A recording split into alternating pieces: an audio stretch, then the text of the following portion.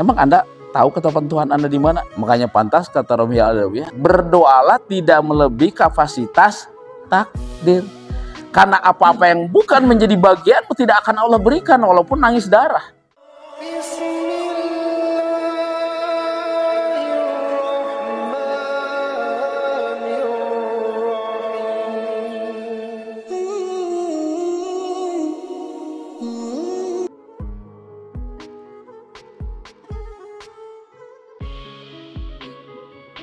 Alhamdulillahirrahmanirrahim. Alhamdulillahirrahmanirrahim. Alhamdulillahirrahmanirrahim. Dengan tidak lupa kita setiap waktu berselawat kepada Kanjeng Nabi Muhammad sebagai cahaya di atas cahaya, makhluk yang Allah sempurnakan, Allah berikan karunia sebagai penjaga bumi dan langit.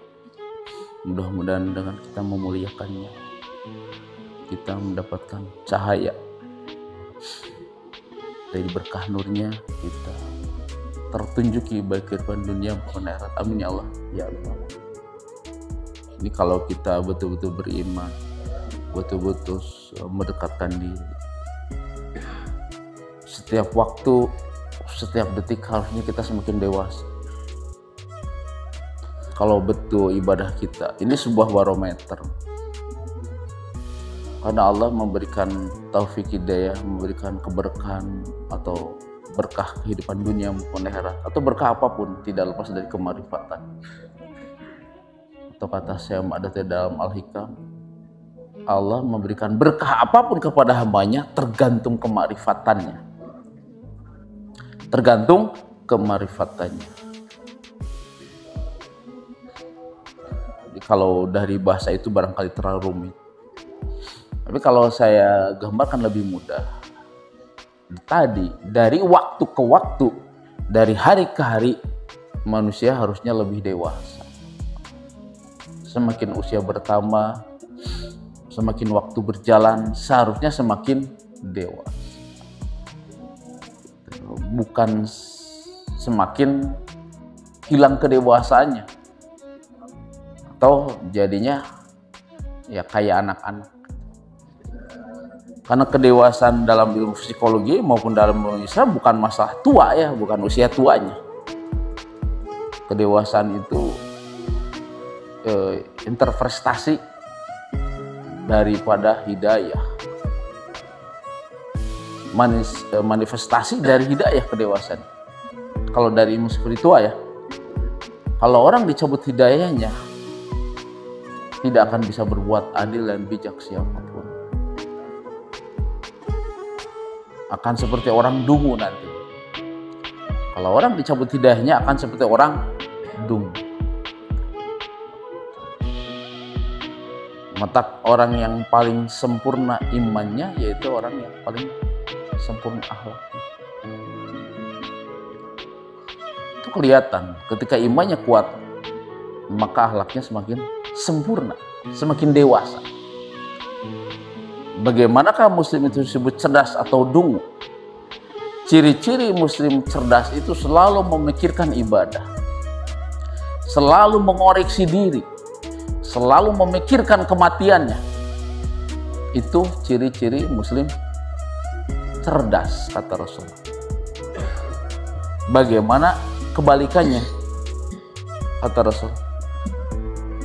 Kalau kebalikannya berarti dianggap kita itu dungu, bodoh. Yang ada di kepala kita hanya perut, yang ada di kepala kita hanya makanan, yang ada di kepala kita hanya hal-hal yang sifatnya duniawi yang sementara, dan belum tentu itu haknya kita kejar. Maka pantas kata Syekh Ahmad At-Taillah, ketergesa-gesaanmu terhadap dunia belum tentu mempercepat datangnya rezeki. Ketaacuhanmu tentang dunia belum tentu lambat datang kepadamu, karena semua sudah diatur sesuai takdirnya masing-masing. Makanya kalimat pertama yang saya tanyakan ketika saya mengajari mahasiswa ilmu tasawuf, pertanyaannya, kita yakin rukun iman? Semua mahasiswa menjawab yakin terhadap rukun iman. Dan saya selalu bertanya, rukun iman itu apa? Ya terutama yang saya tekankan masalah qada dan qadar. Tapi setelah saya tanya, setiap berulang-ulang saya ngajar, hampir tidak paham apa namanya itu qada dan qadar. Tapi mengimani hanya taklid, iman taklid atau ikutan atau disebut taklid buta. Ketika percaya kepada qada dan qadar, saya tanya qada itu apa, mereka nggak paham. Qada itu ketetapan, qadar itu ya kelas mahasiswanya nggak ngerti qadar itu apa. Saya tanya, kan kenapa Anda disebut beriman? Itu tanya mah. Iya kan? Ketika kita meyakini betul-betul, berarti kita harus tahu di dalamnya kan?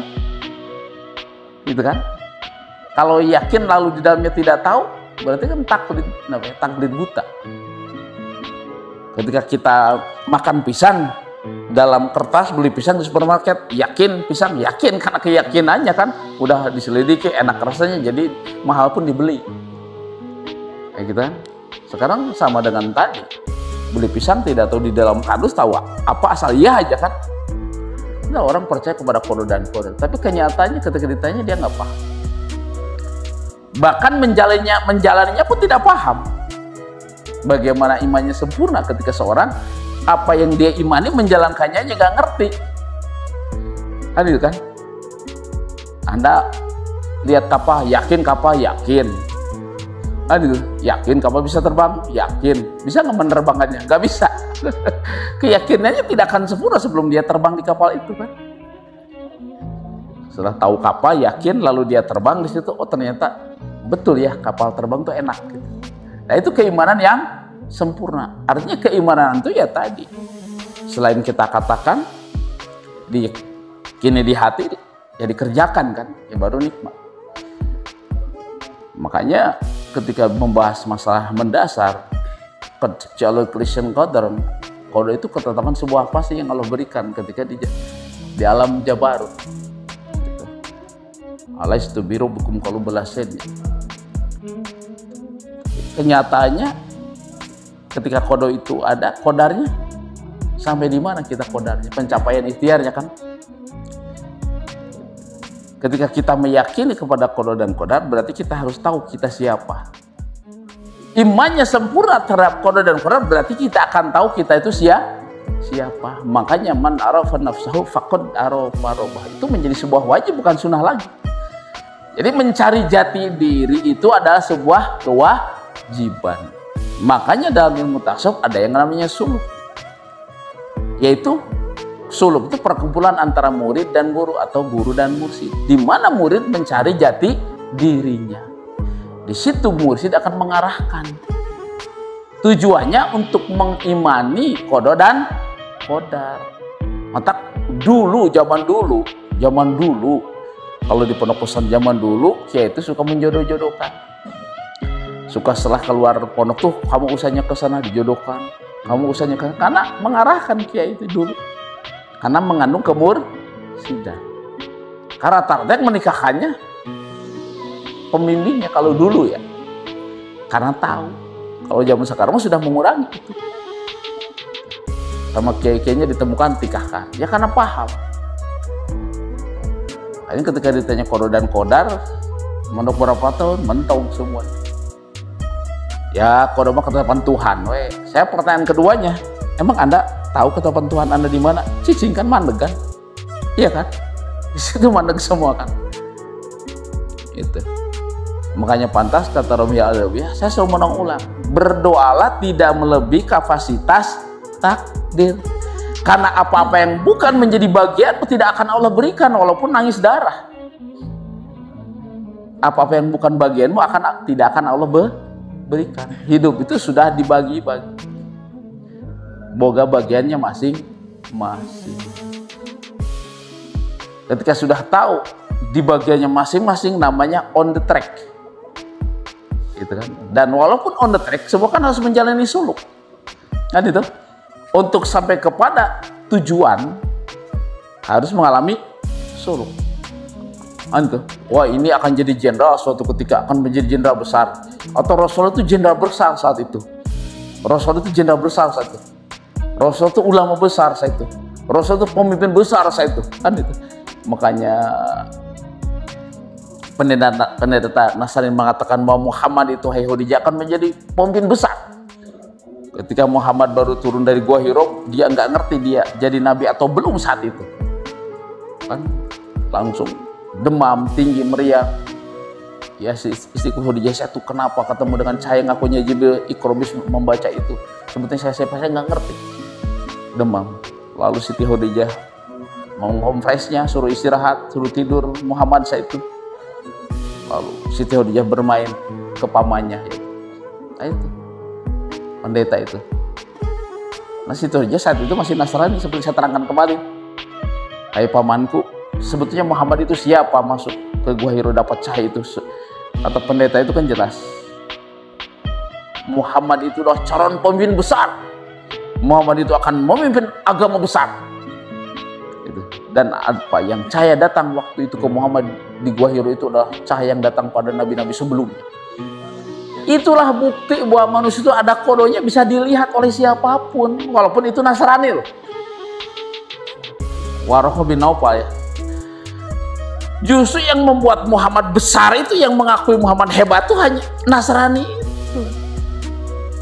Makanya kalau sekarang kita bentrok dengan di luar agama Islam, saya heran gitu. Kalau kita fanatik ke agama yang lain, saya heran. Nggak perlu. Semua manusia punya intuisi dan bisa bertemu dengan Tuhan walaupun berbagai agama. Dan semua orang mengalami suluk akan berbeda.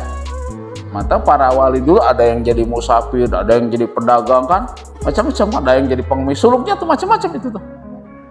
Ada hakim besar mah sampai jualan hati keliling pada hakim besar. Suluk pencarian jati diri untuk dekat dengan Tuhan, sampai dibuang jabatannya, dibuang hartanya segalanya, sampai jalan-jalan bawa hati. Bawa hati. Padahal itu isyarat dari gurunya bahwa hati itu artinya supaya bersih hati. Bagaimana bisa bersih hati dia setelah dia tanpa suluk dia diglamorkan menjadi seorang hakim besar, tapi coba dimiskinkan, masih bisa nggak bertahan dengan Tuhan? Nah itu, karena kedewasaan itu bukan oleh harta, tahta atau jabatan, belum tentu. Pendidikan belum tentu juga, itu belum. Boleh jadi dia hebat karena miskinnya. Jadi bukan barometer utama ya itu.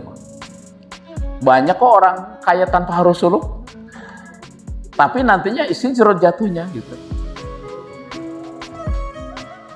Makanya suluk itu sebetulnya supaya kita tenang. Kaya ya tenang, miskin ya tenang.